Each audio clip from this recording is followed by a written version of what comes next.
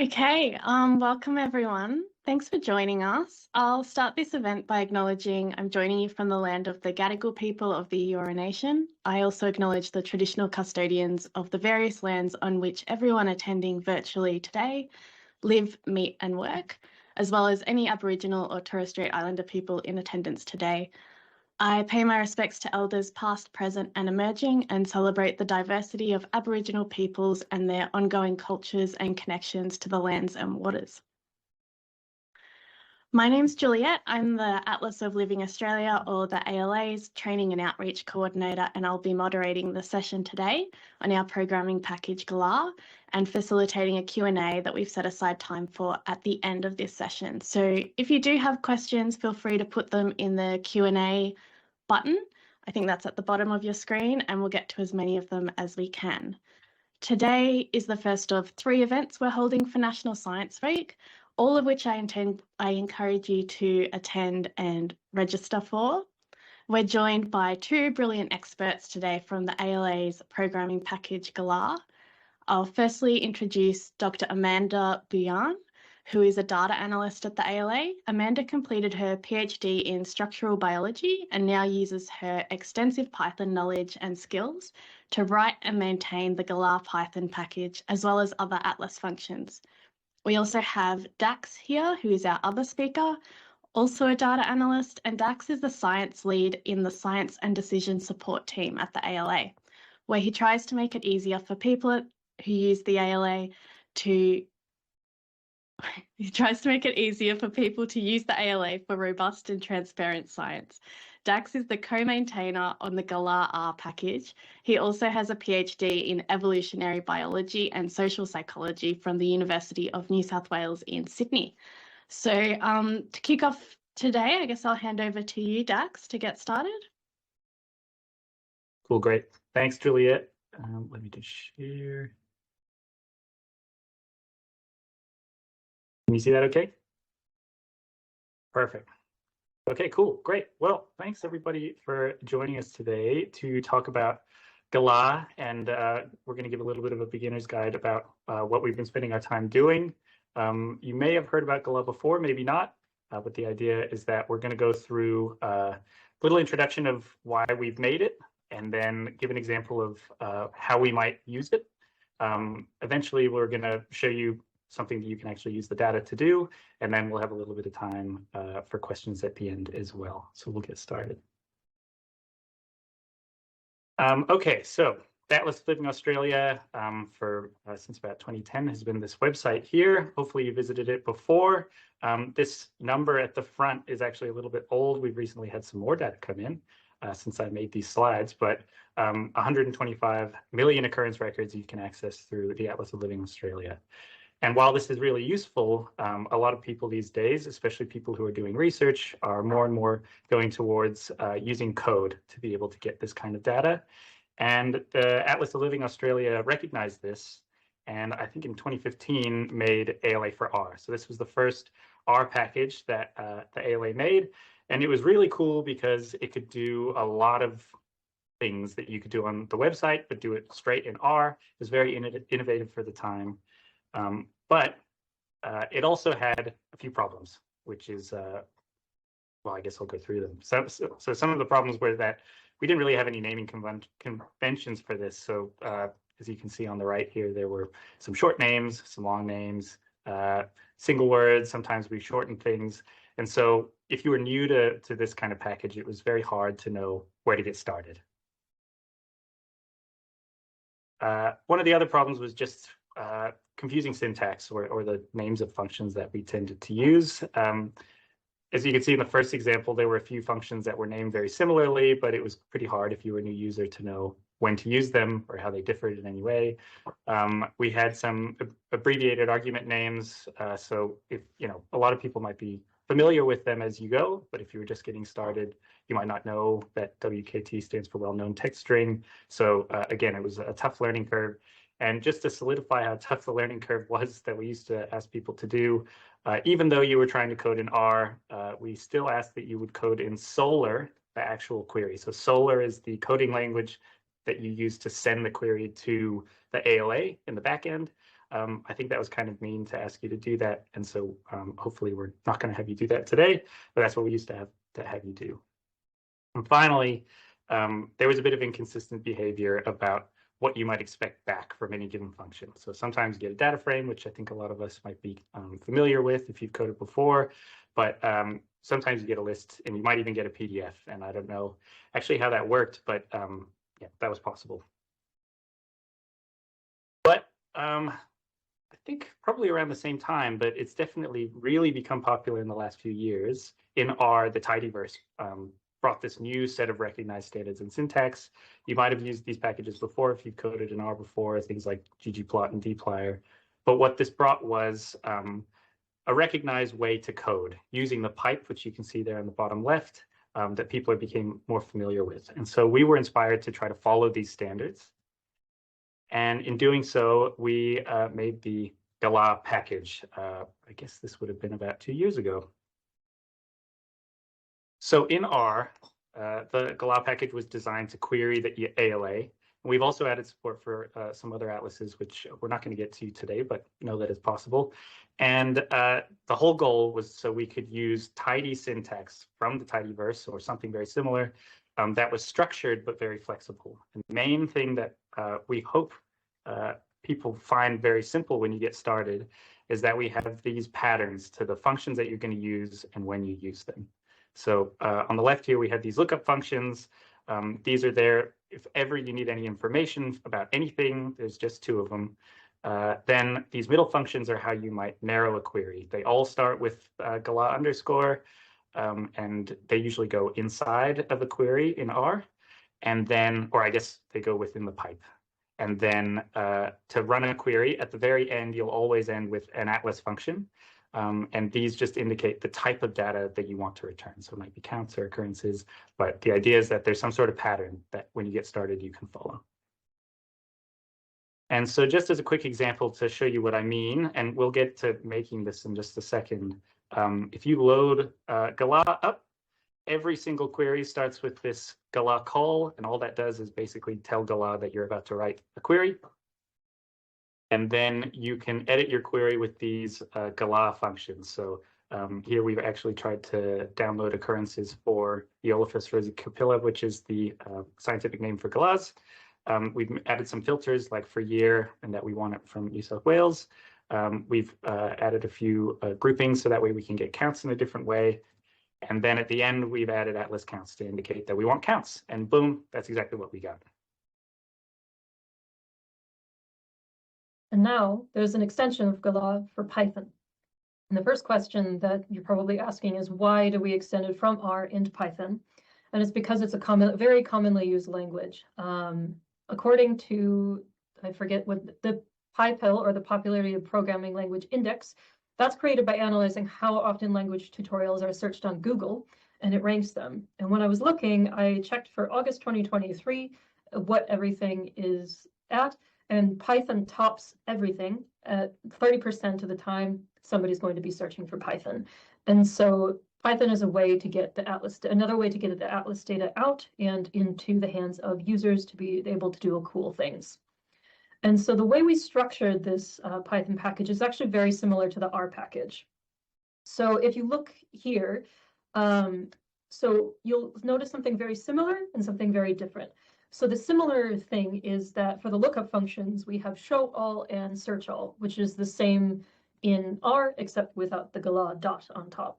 And then when you run a query to get some data, those functions have all the same name. But what's different in Python is how you narrow the query. So remember how you saw in R that there was this query that you built and everything was piped and everything had a function. Well, instead, you provide how to narrow a query as arguments to the function. So for example, taxa equals. So if you go to the next slide, I'll walk you through an example. Thanks, Dex. So this is the equivalent example that you just saw for R, but in Python. So first you import galah, assuming that it's installed, and then you say galah.atlas counts. Now this is slightly different from R in that in R, atlas counts was put at the end of the code, whereas in this one it's put at the first time. And then anything inside the round brackets is what atlas counts uses to return the counts that you desire. So for example, in this example, I should say, we want to know Galah-python rosacapilla. I probably mispronounced that, but that's the galah that you can see in our backgrounds. And then we have in filters, instead of galah filter, we just say filters equals, and then group by. So we want to know, for example, what year and what data resource name they have, and we want to know what each of those counts is. And then we get the same table as we did in the R version. Next. And so today we'll walk you through 4 things. One is installing and loading galah, both in R and Python. We'll talk about seeing or searching for information. And then we'll walk you step by step and how to build a query using counts, and then you can download where these species have been observed using Atlas occurrences. And then to the fun part, at least I think it's fun, we can make a map of the observations that we have. All right. Now to install and load galah. And Dax will talk about how to do that in R, and then I'll talk about how to do that in Python. Yeah, so in R, it's very simple. You just write install.packages and then galah within quotation marks. Recently, if you've tried that and had any issues, it's because R was taken off of CRAN. It's now back up, so this should actually work, and you should be able to get the most recent version, and then you load it just with same as any package, library galah. And for the Python, it's slightly different syntax, but the same principles. So to install it, you use the Python, you use a package called pip, which you say pip install galah-python. And this is different from the R version because when I went to release it, there's actually a package already named galah in Python. So I had to add galah-python. So if that's confusing, that's the reason. But then when you import it, you import it as galah. So, sorry. So, as you can see, we were both so excited to tell you actually that you can already run simple queries after just loading galah. This is just running Atlas counts. So this returns the total number of records that you can get in the ALA. And if I had made these slides today rather than last week, this would have been the same number that you would have seen earlier. But if you go to the ALA website, it's the same number that you can see right on the front page. Did you want to talk about the settings, Amanda, that extra setting? So there is an extra setting for the Python version, which will be updated in later versions. But one thing that you can do in galah is set some configurations, so you don't have to worry about it when you're doing your data cleaning or getting occurrence records. And one of the things that you can do is apply a data profile. So say if you want to not worry about your data and you want a data quality profile so it automatically cleans the data for you, that's automatically sent to the ALA in galah. But if you don't want anything like that, what you say is data_profile equals none, and that will tell galah to say, nope, I don't want any, I don't want anybody to clean my data. I want to just get the raw data. Yep, if that's confused you in any way, that's totally fine. I think the main thing is we wanted to make sure the output looks exactly the same, and in R it returns just all the data with no data cleaning. And in Python at the moment, it actually applies a data cleaning filter. So just to make it easy for you, we're going to make it so everything looks exactly the same because they do exactly the same thing. All right, here we go. So the first thing that we're going to do, well, I guess this isn't the first thing, but we're going to learn how to build a query. The query is to download record counts and occurrence records for Perrin's tree frog since 2018 in New South Wales by Frog ID. So first, it's probably worth showing you what Perrin's tree frog looks like. These are from the ALA. The Perrin's tree frog lives kind of in the eastern side of Australia, kind of through New South Wales. I think it's the #3 most recorded frog in the ALA. And part of that reason is probably because it gets pretty big, about 7 centimeters sometimes, but it's quite famous for this cross in its eye, which looks beautiful in this photo here. And there's an even better photo of the eye in this one here, just to get you excited about what kind of things you can find out about. So the first thing that we might do, and again, this is probably what Amanda and I would do ourselves if we were going to try to do this with no extra information. First thing we would do would look for some information about what we want to search for. Now, just to give you a heads up of how you might do that, these are the show all and search all functions, and that's how you can get all these information, all this information out of Galah. Now, this is a table taken from the website on R to show you all the different things you can get. I don't expect you to memorize this or even remember it in any way. The point is that if you ever think, oh man, I have no idea what to look up, this is how you would do it. Use show all or search all, and you can look for any number of these things, and you can find out about this on the website, or there's also documentation in R and Python.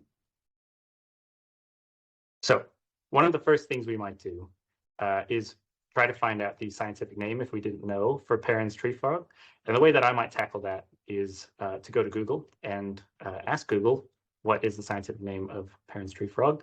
You might also use ChatGPT if that's what you prefer to use, or maybe you could go to the ALA website. Sometimes the vernacular name or the common name works for a search, but eventually you'd hopefully come across that it is Litoria perroni. And so we can use our handy search function, search taxa, to make sure that this is actually returning the taxa that we want and giving us back taxonomic information.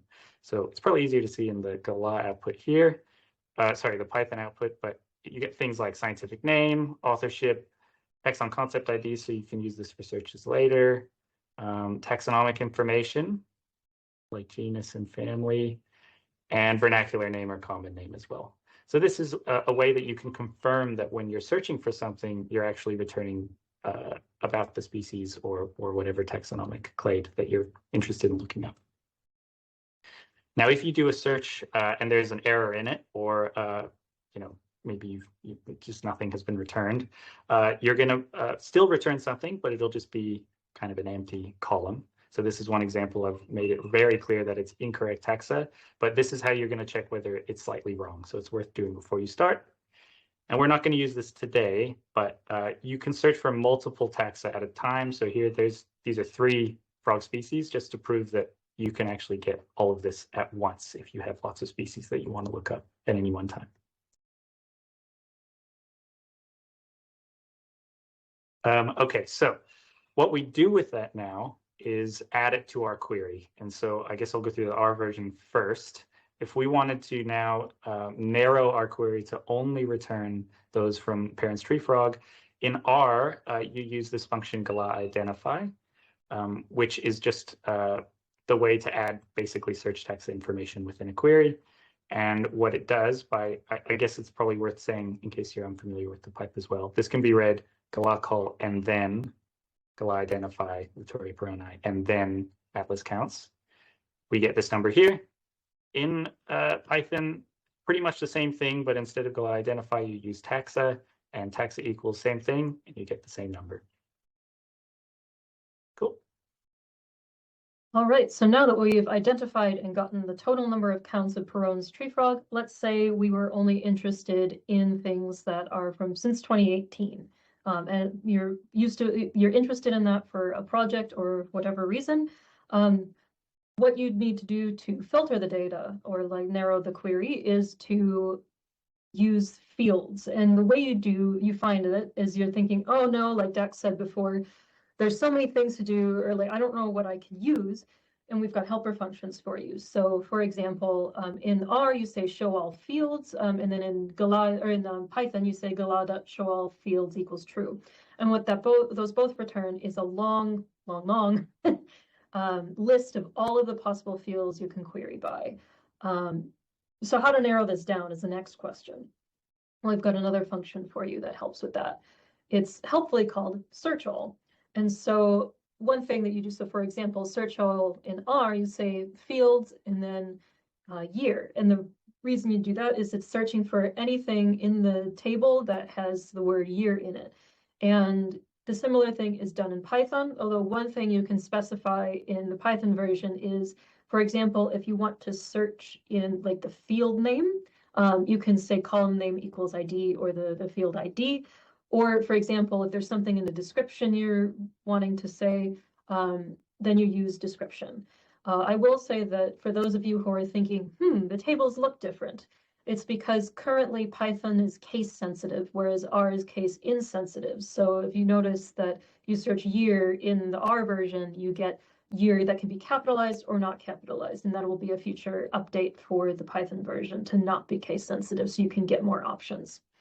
But we can also see under the description, we want the year because it's when the species, the year in which an occurrence was observed. So now we can add that to the query.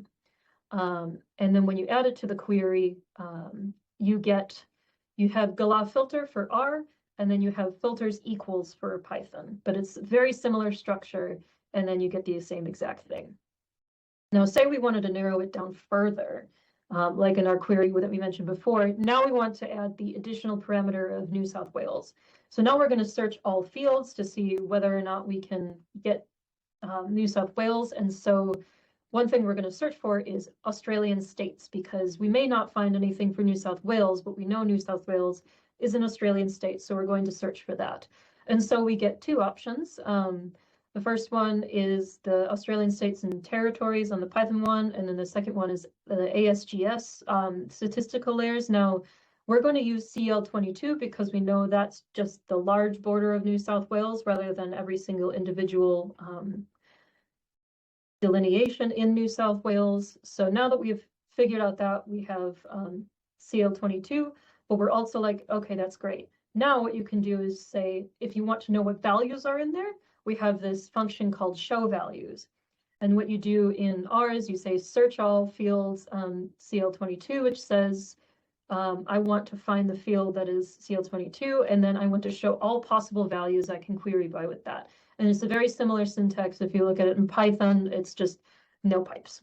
And so we can see that we have all of the states, all there. And then one thing you can do is, we know we only have 10 rows here, but say we get to a bigger list and we want to know, okay, well, we only see, we see 100 and we want to find something with a certain text string in it. What you can use is search values.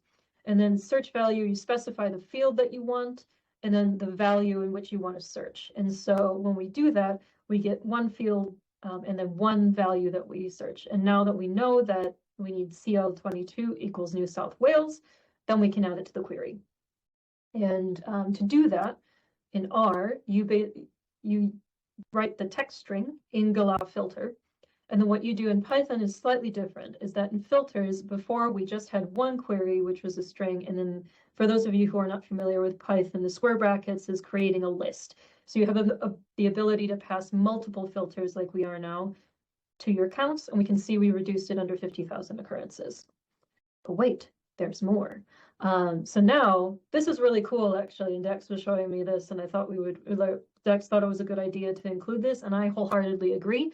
So one thing that you can search for is fields that contain data resource. Now I will address one thing, is that unfortunately we don't have them completely displayed on the Python side because for some reason it wasn't rendering properly. So, but it does work. I promise you that. But unfortunately, it was giving us an error.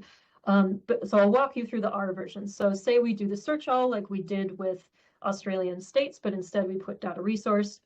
And then we get data resource UID, but then also we get data resource name. And most people will know that data resource name is probably going to be more human readable.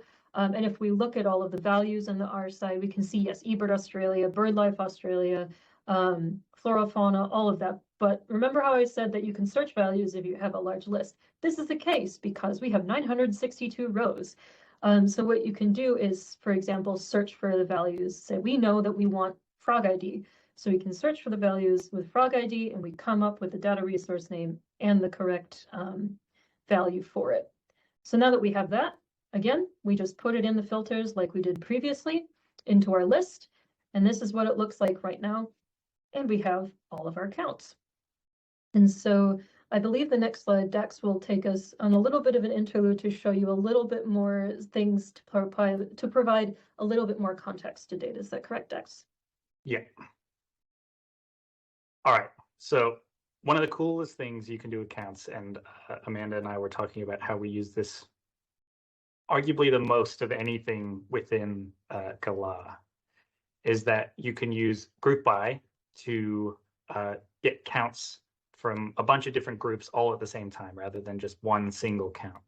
So what you can see here in the R1 is I've added this galah group by function to our query and grouped by data resource name, or I guess you can think of that as like data projects. And here for frogs, we are getting, or I guess for specifically Latoria Peroni in 2018 and more, we're getting counts ordered by most to least for each of these data providers, data resources. And you're doing the same thing here in Python, but instead using a group by argument. This is really valuable in case you're not just interested in knowing about frog ID, but you want to know, how many are what are the top 3, or what are the top 4 data providers for this given species, or maybe you want to find the most for any species or any year. Something really cool that we worked quite hard on to be able to do is similar to group by in R. If you've used the dplyr version, you can group by multiple things. So here we're now grouping by state rather than data resource and by year. And you can see that we get the 2 columns. We ran this earlier, actually, so you might recognize it. The 2 different columns grouping the counts. So this is grouping by in 2020 in every state, and then in 2021 in every state. And it's ordered a little differently in the Python one because it's ordered by year, but we're getting the same results of grouping by in this year 2020, 2021 by state. So this is really handy. I think you can do a maximum of 3, but breaking down things if you want to plot them to get a little bit more information about rankings and how many there are in context. All right. And so now we've narrowed down our counts, we've applied the filters, we know about how many records we're going to have. Now we download the occurrences, or where the species has occurred. And so to do that, just to remind you, this is how we download record counts of Peroni's tree frog since 2018 in New South Wales by frog ID. We've got 27,647 records. And so now all you have to do is take this query from Atlas counts and put it into Atlas occurrences. And one thing that we should highlight is that in the galah config for downloading data from the ALA, you need a registered email address. Otherwise, it will give you an error. So what you do is say galah config email equals your email address that you've registered with the ALA. And then using that email address and the information that is passed in Atlas occurrences, that will go off to the ALA, and then you will get the data like you can see in the output returned to you. And it's things like, when they were seen, what the scientific name is, latitude, longitude, all of those things. And this is quite a lot of data that you can get, a lot of data columns. But say you think, I'm only interested in the latitude, longitude, and scientific name. I'm not interested in any event dates or anything. There's something, it's called slightly differently in R versus Python. And the R version, you do something called galah select, and that will select the columns of information to return from the ALA. And in the Python version, it's called fields. Despite them being named differently, they give you the same thing. And just something I thought I'd highlight quickly is how, in case it wasn't super obvious, all we changed was adding Atlas occurrences or changing this to Atlas occurrences to go from counts to occurrences. So, when Amanda and I are doing this ourselves, it's usually worth building your query, checking counts, making sure you know how many you're going to return once you download them. And once you're ready, all you have to do is switch to Atlas occurrences rather than counts. And now you can download all those records onto your machine. Okay, so the final thing you'll probably want to do is not just to know how to get the data, but also do something with it. And I think most people will probably want to know how to make a map. And so I'm going to go ahead and go through how to do this in R quickly, and then Amanda will show you how to do the same in Python. But hopefully this will make it a little less intimidating for you if you want to know what to do with these or map them yourself, which is a lot easier than just looking at rows of data. So in R, the way that you can do that is load a few extra packages, first of all. I think a lot of people are familiar with dplyr and ggplot2. The SF package is used in R to help handle spatial objects, and OzMaps is a great package which has Australian maps that you can use to plot your dots over.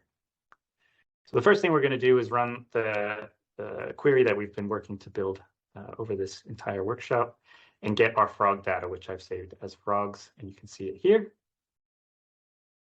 Now, just to show you what's inside of OzMaps, there's a function called OzMapStates, and what that contains is all the different points that you need to draw every state in Australia and all the outlines around it.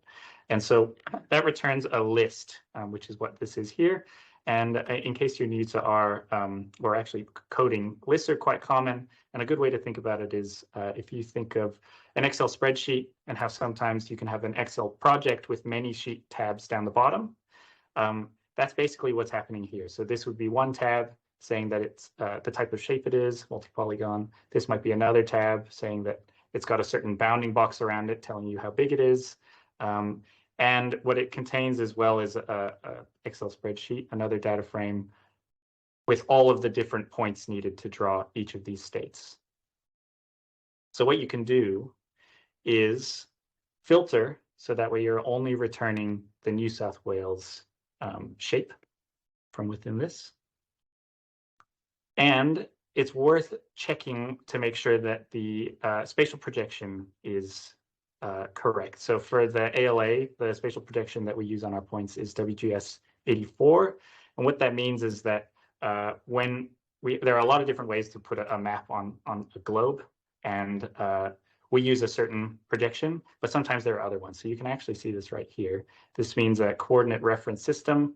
The one for OzMaps is using GDA 94. So that might be a little bit different to what, if we put our points on top, it might not be totally accurate. And so you can just use ST-transform from the SF package and specify that you want the coordinate reference system to be this one, and boom, looks like it's changed. And if we plot that, there's New South Wales. Now to make the map, all we have to do is now plot with a geom-SF, that's from the SF package, adding our New South Wales data. I've made the color white and the outline gray. And then I'll add our points with geom-point, adding the data from our frogs, setting the x-axis to the longitude coordinates and the y-axis to the latitude coordinates. And then I've set them as a nice froggy color, and then set the alpha so we can see them on top of each other. And here we go, nice map pretty quickly, actually. All right, let Amanda show how to do that in Python. All right, and so in Python, it's like the rest of the workshop, different, but the same. And so first you're gonna load your libraries like you did in R, you import galah. And so the software in R is ggplot2, but in Python, it's matplotlib. And so what's happening in the second line, if you guys are not sure what all of that is, you say so the library name is matplotlib, and that will have a series of tools. It's almost like matplotlib is a toolbox, and then inside that toolbox, you have tools. So from our toolbox, matplotlib, we import the tool pyplot. And then the as_plt is kind of cool because it's called an alias. And you're saying, I don't want to type pyplot all the time. I'm just going to type plt, and that is going to call pyplot. And that is the fine line between laziness and efficiency that I love. And we're going to do a similar thing with geopandas. Now, those of you who are familiar with Python may have heard from geopandas before. If you're not as familiar with Python, there's a package called pandas that does a lot of, like you saw with the Excel spreadsheets, the tables. It's a package built around doing all of the manipulation of these giant tables and running calculations and all of that. Geopandas is pandas, but for geospatial data. And so we're going to use that.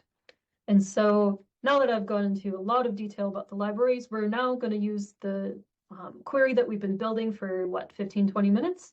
And we're going to get Perron's tree frogs occurrences. And you can see they're there. And then this part is going to be slightly different to the R version because Python, as far as my Google search turned up, didn't have the OzMaps package. And so what you can do is if you go into the Australian Bureau of Statistics website, they have shape files which denote where New South Wales is.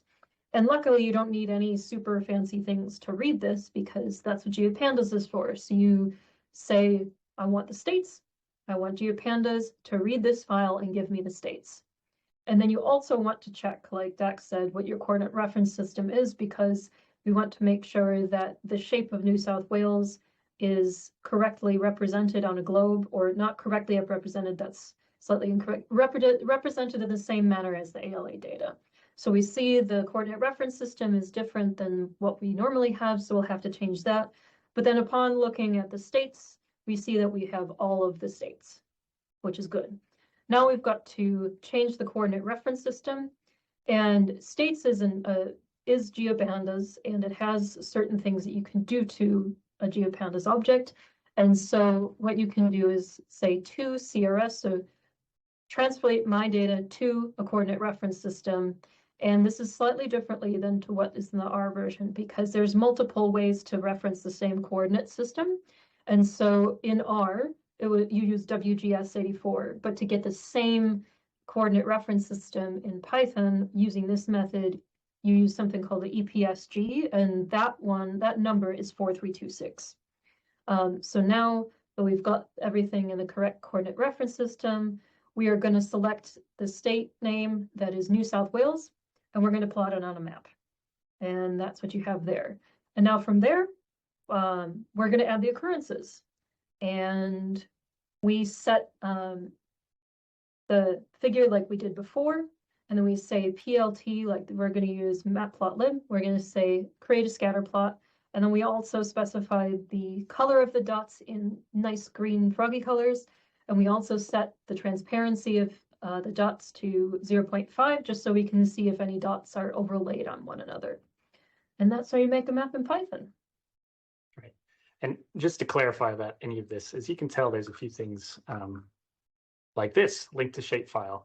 We're intending to share these later. So if we've gone a little bit fast for you, maybe this is the first time you've made a map, that's totally fine. We will be sharing these slides a little later on. We'll let you know about that. So the final thing that's worth sharing as well is some help and other resources. Now, as part of the Galah team, Amanda, myself, and others in the Galah team have worked really hard on the documentation to make it as easy as possible for you to just jump in and find what you need to get started.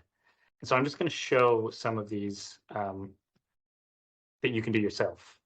The first one being the Galah website. So this is the Galah website. And from this page, you can get to both the R and Python package versions.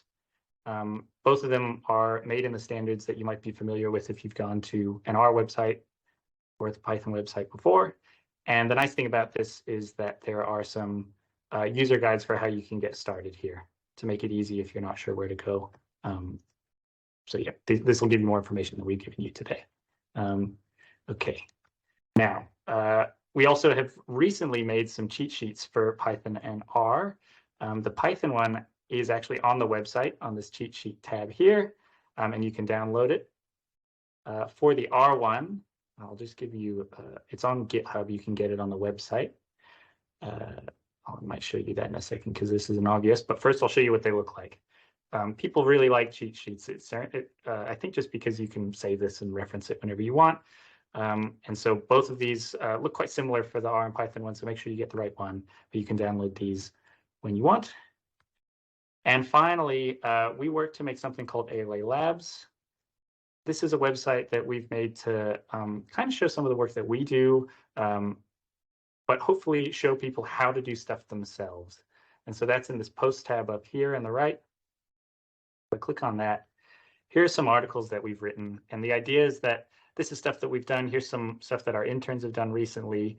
And each one of these gives a bit of context about why we want to do this and shows you how to do exactly the same thing yourself. So you can make maps like this.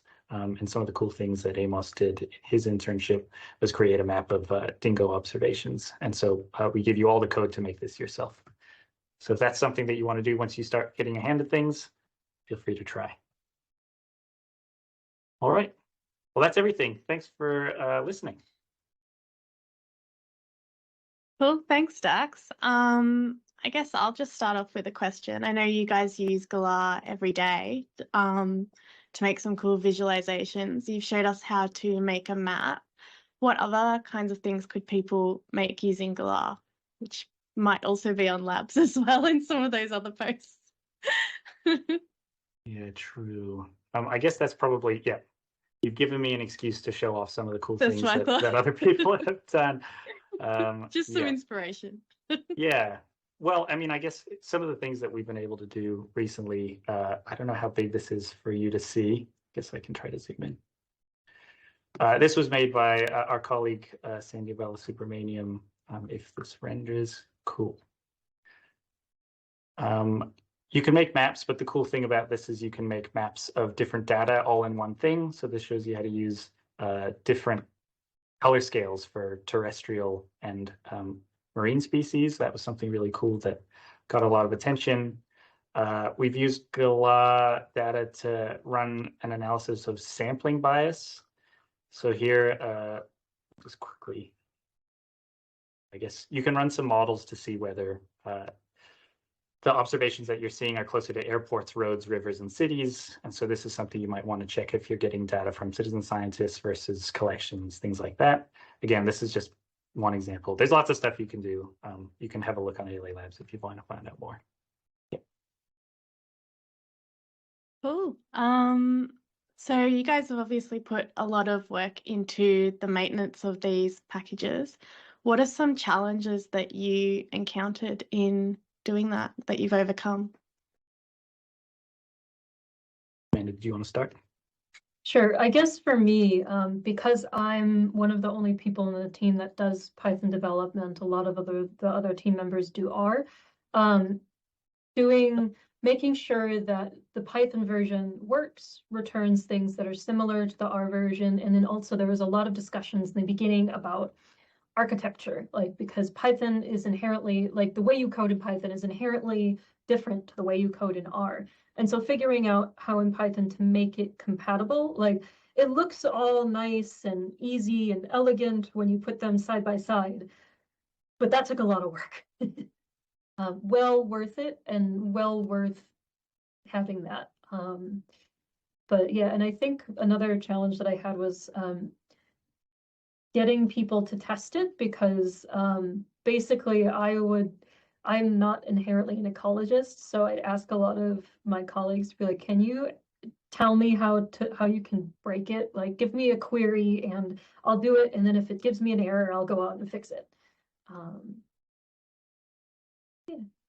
Yeah, I might echo that and say if people have looked at galah maybe like 2 years ago, a year ago, it might have looked a little different. And that's because making something that works and is simple is really hard. And this Martin Westgate, Dr. Martin Westgate, who is the director for the team that all of us are a part of, has racked his brain for weeks trying to figure out the right way to do this. So it's been a labor of love. But you know, if things are working slightly differently, it's because we've discovered that it doesn't work well if you start trying to do more, add more. And so the hardest thing has just been trying to make it appear like it's simple. Good one. Someone is asking here, is it possible to overlap a second shapefile over the state shapefile? I'm pretty sure it is.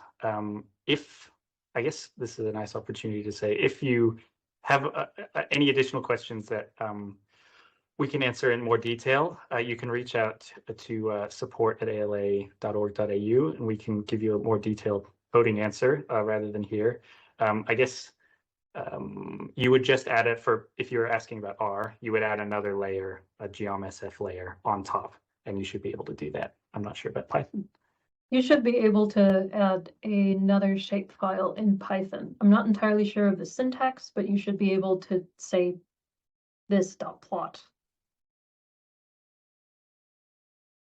Another question here. What does the number of min in ALA Labs stand for? MIN? Number of min. Oh, I do know that. I think it's an estimate of how long it takes to read the article. This is probably not that accurate, because it's probably just looking at the length of an article. And we've worked really hard to do more pictures rather than text. So I think from what I've noticed, if I make something, a nice, big, beautiful map or something, it says it's going to take a little longer to read, which I don't think is true. But yeah, I guess it's an indication of how long it'll take you to get through it. Cool. Someone else has previously used Nature Map and was able to search for all records in a 10-kilometer radius, and they're wondering if that's something they could do with galah. It is. The radius aspect, making it a circle, not quite. That is actually on our to-do list, and it has been for a little while. What we can do, and I'm pretty sure, Amanda, you've also implemented this in Python, is use a function called galah-geolocate. I don't know if we wanted to show how to use that. I can at least go to the document. Yeah. Okay, cool. For geolocate in Python, it's coming soon. I'm still working it out, but in the next version, it will have galah-geolocate. Okay, let me just go to maybe I'll share my screen. I think it's easiest to just go into Chrome just to point you in the right direction. So in the R documentation, I can show you what I got here because that's mean to just not go to the right place. So this is the R website. If you went to galah.org, .ala.org.au and clicked on R, this is the R website. If you go up here to reference, here's now a list of all the functions that exist. And the one that you want is galah-geolocate. So in the past, this has been a bit fiddly. We've worked pretty hard to make it at least work for use cases like this. Particularly this getting a small area or a defined area is nice. I guess, let me see here. Okay, this is the example that we probably want. Something you can do is define a bounding box with some coordinates. So you know exactly, the point that you're trying to go around. Maybe just increase it by a few degrees to make a little box around where you want to get occurrences from, or whatever counts. And you just add galah-geolocate bounding box type equals bbox. And it's not going to be a radius, but you can get, certain areas, occurrences or counts or whatever. Perfect. And I think we already answered this, but yeah, it's a big issue that they were troubleshooting with Galah. Would they reach out to support, or would it be better to contact through the Galah website? Well, I guess the right answer to that is either. I guess if it's something specific, if you're using Python, there's a Python repo on GitHub, and there's an issues page there. I guess we can share this when we share our slides. We can share that as well. But you can go directly to the GitHub page and share an issue there. The same thing works for R, that you can share an issue there. But if you're not sure where to put it, just reach out on support and we'll be able to see it as well. Cool. So we're getting really good feedback. Everyone's really enjoyed it and looking forward to seeing those slides. I think we've made our way through the questions we have so far. So maybe let's just give people a minute if they had any last minute questions. We've definitely got time. Yeah, any last takeaways from you guys maybe?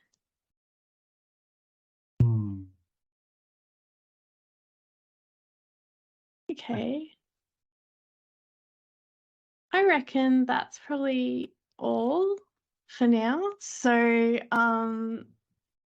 thanks everyone for attending, and thank you Amanda and Dax for your presentations. They were really good. Like I said, we're getting great feedback, so people are looking forward to seeing more.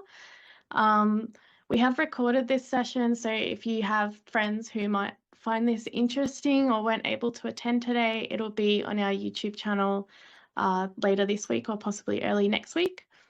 And we're also going to be sending out a feedback survey to everyone who's registered for our National Science Week events. So keep an eye out in your inbox for that. If you could fill it out, it's very short, but it helps inform us on what kinds of topics or events you're interested in.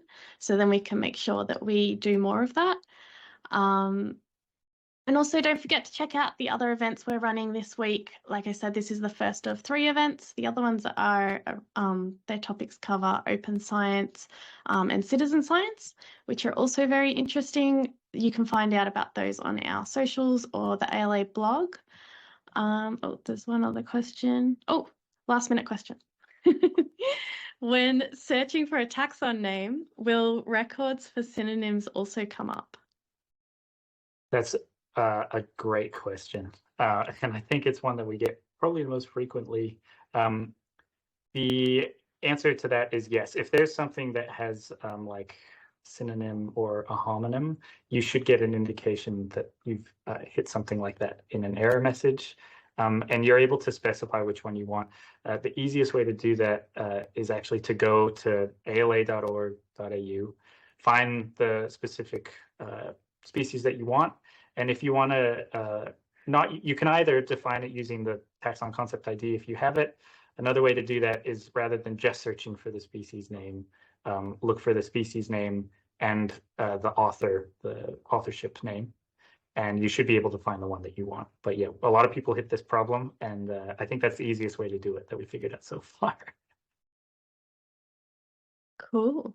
And I guess just if anyone, so we did have someone say they're new to coding who left one of the questions. So maybe if anyone's looking for any basic coding tutorials, do you have any kind of go-to spots for that you might recommend to people? Amanda? I'd recommend there is a Python, like a beginner Python for programmers thing on the Software Carpentries GitHub. And so if you search, I think it's Software Carpentries Programming with Python, it takes you through, like, if you're relatively new to coding, and a lot of this, maybe you go, oh, I don't know what a list is, or I don't know what syntax is, or what this bracket means. Specifically for Python, I don't know if there's an equivalent in R, but you can go to this and it will explain, like, this is a list, this is an integer, this is a float, this is how we do certain things in Python. And it assumes you have no knowledge of Python, no knowledge of coding. So it's a really nice introduction, a gentle introduction, I should say. For R, I guess anything written by Hadley Wickham or Jenny Bryan, these are the people who design the TidyVerse, are pretty good starting points. They have some books online. I think pretty much if you look up like R for science or R for data science, stuff already comes up.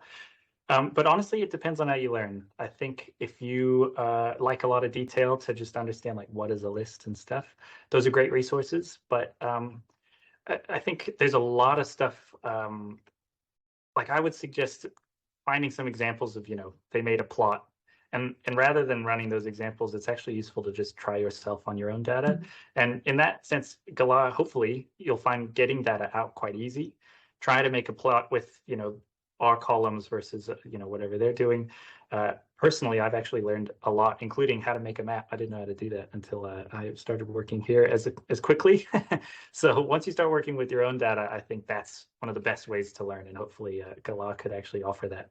And never underestimate the value of Dr. Google and Stack Overflow. That is legitimately how I learned a lot of my coding. Also, I've heard ChatGPT is good. Have you used it, Dex? I haven't, but other people in our team have, and they're already better at coding than I am. So it's definitely worthwhile for figuring out problems that seem really difficult. Yeah. Perfect. Cool. Well, yeah, if anyone has any questions, you know where to find us. Otherwise, thanks for joining. Have a great day, and yeah, see you later.